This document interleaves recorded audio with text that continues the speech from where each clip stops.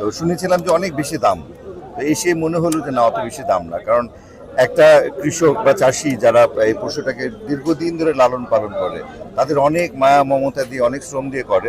তা আমার মনে হয় যে আমরা অত দাম দর কষাকষি না করে তাদেরকে যদি ন্যায্য দামটা আমরা দিয়ে দিই, তবে তারা যে শ্রমটা দেয় সেই শ্রমটার সফল হবে আর কি। কোরবানির সময় যখনই কেউ গরু নিয়ে যে দূর থেকে দাম কত, সেই অভ্যাসটা এখনো রয়ে গেছে।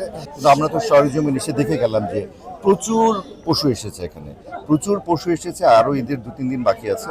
তো আমার কাছে মনে হয় যেন না, অত চড়া দাম না। আর আমি আবারও বলবো যে আসলে এখানে দামটা মুখ্য উদ্দেশ্য না। মুখ্য উদ্দেশ্য হচ্ছে কি যে আল্লাহর উদ্দেশ্যে, হ্যাঁ, এই যে কোরবান করা সেটা। বাট এই ঈদের দায়িত্বটা অনেক বড়। কারণ হচ্ছে গিয়ে এই ঈদের পর এই যে একটা আহ, পুরো শহর জুড়ে যে একটা ময়লার স্তূপ জড়বে, সেটাকে কি করে ক্লিন করব, সেটাকে কি করে পরিষ্কার করে মানুষকে আবার আবাসযোগ্য ঢাকা 10 উপহার দেব, সেটাই এখন বেশি চিন্তা। সেই সাথে তো রয়েছে ঈদের এই দায়িত্ব। এই পশুরহাট আমি এই জন্যই দেখতে এসেছি যে প্রকৃত অর্থে কতটুকু সুশৃঙ্খলভাবে এটা হচ্ছে।